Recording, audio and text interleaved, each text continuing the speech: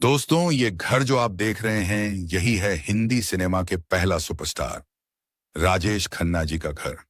दोस्तों, आज के इस वीडियो में हम हिंदी सिनेमा के मशहूर एक्टर और भारतीय सिनेमा जगत के पहले सुपरस्टार कहे जाने वाले राजेश खन्ना जी का घर हम दिखाने वाले हैं। साथ ही उनका बायोग्राफी भी हम बताएंगे और उनकी जिंदगी से जुड़ी बहुत सारी बातें हम बताने वाले हैं जो कि शायद आप नहीं जानते होंगे। तो इस वीडियो के लास्ट तक बने रहिएगा दोस्तों। राजेश खन्ना का जन्म 29 दिसंबर 1942 में पंजाब के अमृतसर में हुआ था। उनका असली नाम जतिन खन्ना था। राजेश खन्ना को बॉलीवुड का पहला सुपरस्टार कहा जाता है। बचपन में राजेश खन्ना को कई तरह की मुश्किलों का सामना करना पड़ा। उनके पिता स्कूल में टीचर थे, लेकिन बंटवारे के बाद उनकी नौकरी चली गई थी। घर की माली हालत को देखते हुए उनके माता पिता ने उन्हें मुंबई के रिश्तेदारों के पास भेज दिया था। बचपन से ही राजेश खन्ना को एक्टिंग का शौक था। उन्होंने 10 साल की उम्र में ही थिएटर ज्वाइन कर लिया था। उन्होंने कई स्टेज और थिएटर नाटक किए और अंतर कॉलेज नाटक प्रतियोगिताओं में कई पुरस्कार जीते। उन्होंने 1966 में आई फिल्म आखिरी खत से बॉलीवुड में डेब्यू किया था। राजेश खन्ना ने डिंपल कपाड़िया से शादी की थी। राजेश खन्ना जी की ट्विंकल खन्ना और रिंकी खन्ना की 2 बेटियां हैं। राजेश खन्ना को प्यार से काका का कहा जाता था। इनका स्टारडम इस कदर था कि बॉलीवुड में एक कहावत आम थी, ऊपर आका नीचे काका, यानी ऊपर भगवान और नीचे राजेश खन्ना। ये 2 ही लोग पावरफुल हैं। देव आनंद के बाद राजेश खन्ना दूसरे फिल्मी सितारे थे। ऐसा कहा जाता है कि उस जमाने में राजेश खन्ना जी के लिए लड़कियों में बेहद दीवानगी थी। 1970 के दशक में इनके बंगले पर लड़कियों के इतने खत आते थे कि उन्हें पढ़ने के लिए अलग से एक आदमी रखना पड़ा। इनमें कई खत खून से भी लिखे होते थे। राजेश खन्ना जी का जन्म अमृतसर में हुआ था और गरीबी के कारण माता पिता ने इन्हें अपने एक रिश्तेदार को गोद दे दिया था। फिल्मों में आने के लिए इन्होंने खूब कोशिशें की। एक टैलेंट हंट में 10,000 लोगों को हराकर राजेश खन्ना ने कंपटीशन जीते और इसी के जरिए उन्हें 2 फिल्में मिली। यहां से शुरू हुआ स्टारडम का सिलसिला ऐसा चला कि आज तक किसी दूसरे स्टार ने ऐसा खूबसूरत दौर नहीं देखा। करीब 20 साल बॉलीवुड पर अकेले राजेश खन्ना ही छाए रहे। उस वक्त अमिताभ की एक मूवी आई थी जंजीर। उस समय से अमिताभ बच्चन का ऐसा दौर चला कि अमिताभ बच्चन जी आगे हो गए और राजेश खन्ना जी पीछे रह गए। उस वक्त से पीछे ही होते चले गए। फिर एक ऐसा दौर भी आया जब राजेश खन्ना अकेले रह गए। राजेश खन्ना का जन्म 29 दिसंबर 1942 को अमृतसर में हुआ। उनका जन्म लाला हीरानंद खन्ना और चंद्ररानी खन्ना के घर हुआ। उनके एक बड़े भाई भी थे। राजेश खन्ना का पहला नाम जतिन खन्ना था। उनके पिता स्कूल टीचर थे।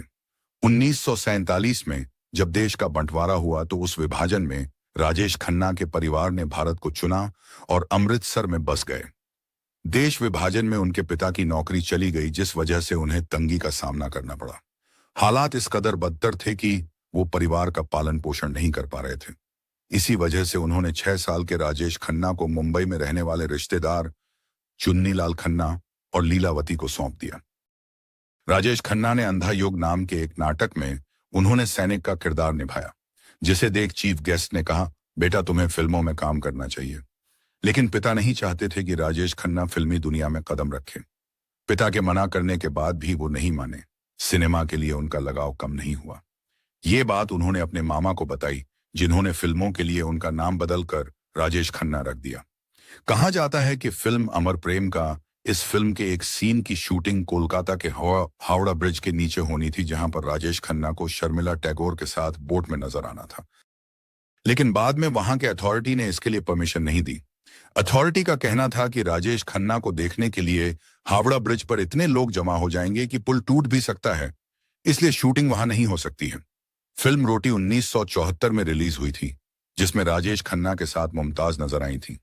फिल्म का क्लाइमैक्स सीन था जिसमें राजेश खन्ना को मुमताज को अपने कंधों पर लेकर बर्फ से भरी वादियों में लेकर दौड़ना था। इस सीन का परफेक्ट शॉट देने के लिए राजेश खन्ना ने 8 दिनों तक प्रैक्टिस की थी, जिसके बाद इस सीन को शूट किया गया था। जब इस सीन की शूटिंग पूरी हो गई थी तो उनके बाएं कंधे पर लाल निशान बन गए थे, क्योंकि उस समय मुमताज का वजन थोड़ा अधिक था। इस वजह से राजेश खन्ना का कंधा चोटिल हो गया था। 2011 में राजेश खन्ना को पता चला कि उन्हें कैंसर है लेकिन वो ये बात सिर्फ अपने करीबियों तक ही सीमित रखना चाहते थे। उन्होंने परिवार के लोगों से कह दिया था कि ये बात उनके फैंस तक ना पहुंचे। जून 2012 में उनकी तबीयत खराब होने लगी थी, जिस वजह से उन्हें 23 जून को मुंबई के लीलावती अस्पताल में भर्ती कराया गया था। तबीयत में सुधार होने के बाद उन्हें 8 जुलाई को अस्पताल से छुट्टी मिल गई थी। 14 जुलाई को फिर से राजेश खन्ना को लीलावती अस्पताल में भर्ती कराया गया था, लेकिन उन्हें इस बात का अंदेशा हो गया था कि उनके पास अब ज्यादा दिन नहीं है। इसलिए उन्होंने अपने परिवार वालों से कहा था कि वो अपने घर में आखिरी सांस लेना चाहते हैं। 18 जुलाई को उन्हें अस्पताल से डिस्चार्ज कर दिया गया था, जिसके 2 दिन बाद 18 जुलाई को राजेश खन्ना का निधन उनके बंगले आशीर्वाद में हो गया। राजेश खन्ना के निधन के बाद दुनिया को पता चला था कि वो कैंसर से पीड़ित थे। उनकी अंतिम यात्रा में करीब 10 लाख से ज्यादा लोग शामिल हुए थे। तो दोस्तों, हम आ चुके हैं मुंबई के कार्टर रोड में, जहां पर ये वाला राजेश खन्ना जी का बंगला है। दोस्तों, यही है राजेश खन्ना जी का बंगला, जिस घर में उनका निधन हुआ था। दोस्तों, बता दें कि ये जो राजेश खन्ना जी का जो बंगला है, ये बंगला एक समय में सुपरस्टार राजेंद्र कुमार जी का बंगला हुआ करता था। उन्होंने इसे राजेश खन्ना जी के हाथों बेच दिया था। उस समय इस बंगले का नाम डिम्पल था। राजेश खन्ना जी ने उस वक्त सिर्फ 3.5 लाख में इसे खरीद लिया था, और राजेश खन्ना जी ने इस बंगले को नाम दिया था आशीर्वाद। इसे खरीदते ही राजेश खन्ना जी का किस्मत काफी चमक उठी थी, और राजेश खन्ना जी भारत के सुपरस्टार बन गए थे। दोस्तों, बता दें कि राजेश खन्ना जी के निधन के बाद उनके फैमिली में संपत्ति के लिए काफी विवाद हुआ था, और अंत में उनके फैमिली के लोग ही इस बंगले को 97 करोड़ में एक बिल्डर के हाथों बेच डाला। दोस्तों, ये जानकारी आपको कैसा लगा कमेंट में जरूर बताइएगा, और हाँ, चैनल को सब्सक्राइब करना मत भूलिएगा। दोस्तों, फिर मिलते हैं नई जानकारी के साथ अगली वीडियो में।